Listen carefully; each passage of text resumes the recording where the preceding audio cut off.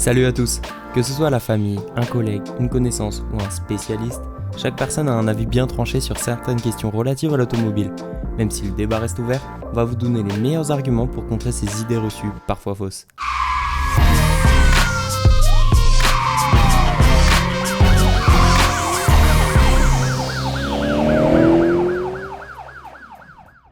Pour faire des économies d'essence, utilise un économiseur de carburant. L'efficacité des économiseurs de carburant est toute relative.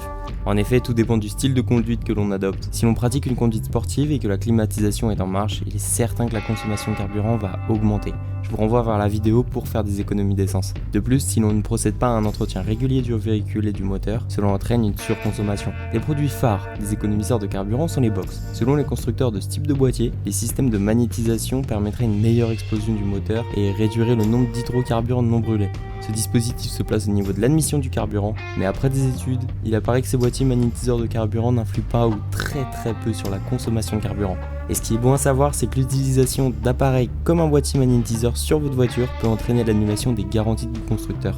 Les voitures de couleur rouge sont plus soumises au vol ou aux accidents. C'est faux. Beaucoup de rumeurs circulent historiquement sur les véhicules rouges, notamment le fait qu'elles sont souvent volées ou accidentées et que la prime d'assurance auto est en conséquence plus élevée. Alors qu'elle représente seulement 4% des ventes de voitures en Europe, il n'existe aucune statistique sûre. Cette idée reçue est donc peut-être issue de l'imaginaire des modèles Ferrari qui étaient très volés auparavant. Les boîtes de vitesse automatiques consomment plus que les boîtes manuelles. C'est vrai, même si cette affirmation semble se réduire dans le temps, les boîtes de vitesse automatiques consomment encore 5 à 15% de carburant en plus qu'une voiture équipée d'une boîte de vitesse manuelle. Cependant, il est possible de réduire cet écart en adoptant une conduite plus économique. Et si vous avez d'autres idées reçues, mettez-les en commentaire, on pourra faire une seconde vidéo. Les automobilistes ne sont pas sensibles aux enjeux environnementaux. C'est faux. Selon une étude, les 3/4 des Français auraient conscience que les mesures d'incitation à l'achat d'un véhicule neuf sont bonnes pour l'écologie. Ils comprendraient également les restrictions de circulation lors des pics de pollution et 7 interrogés sur 10 chercheraient dans ces cas-là un moyen de transport alternatif pour réduire les émissions. Les jeunes se détournent de la voiture au profit d'autres moyens de transport. C'est faux. On pourrait effectivement penser que les jeunes se tourneraient davantage vers les transports en commun ou les nouvelles mobilités pour se déplacer. Pourtant, selon une étude publiée en novembre 2020, 68% des millennials privilégient les déplacements en voiture plutôt que par un autre moyen. Les jeunes conducteurs seraient davantage intéressés par la liberté d'avoir leur propre véhicule. Les voitures électriques sont plus chères à l'achat que les autres types de véhicules. Bon là, je vous avoue, ça va être compliqué de dire faux. À modèle équivalent, les voitures électriques représentent bien souvent un coût plus important par rapport aux autres véhicules. Néanmoins, aujourd'hui, les pouvoirs publics ont mis en place une série de mesures incitatrices pour faire baisser les prix. Par ailleurs, les budgets entretien et recharge du véhicule semblent aujourd'hui encore assez abordables. La voiture électrique, c'est juste fait pour les petits trajets ou les citadins. C'est faux. La voiture électrique est tout à fait adaptée aux courts trajets urbains. Mais pas seulement. Aujourd'hui, la plupart des voitures électriques ont une autonomie de 350 à 400 km et certaines atteignent même les 600 km. Il est donc possible de circuler sur des trajets un peu plus longs avec une voiture électrique sans avoir à craindre de panne de batterie. Il y a même fort à parier que c'est sur cet aspect que les constructeurs vont concentrer leur développement. L'autonomie des voitures électriques devrait s'accroître dans le futur.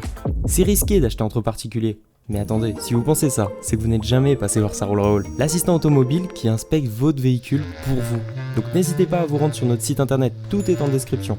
Les voitures diesel coûtent plus cher en entretien que les modèles essence. C'est vrai, mais si vous l'utilisez pas bien. Selon une étude, le coût d'entretien courant d'une voiture diesel récente est quasi identique à celui d'une essence. Mais mal utilisée, elle coûtera 30 à 40% plus cher en réparation.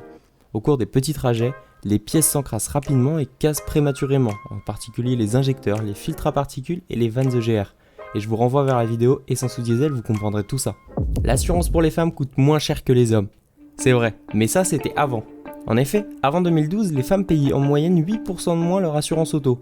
Ça s'explique sur le fait que les femmes étaient plus sérieuses au volant et créaient moins de sinistres sur la route. Mais depuis 2012, une directive européenne est appliquée dans l'Hexagone valorisant la parité homme-femme. Aujourd'hui, selon la moyenne nationale, les femmes continuent de payer moins cher leur assurance auto, mais pourquoi ? Le taux de sinistralité est plus faible chez les femmes, elles roulent plus prudemment, conduisent des véhicules moins puissants et roulent moins. Elles sont donc à l'origine de moins de sinistres, donc elles payent moins cher parce qu'elles ont moins de malus.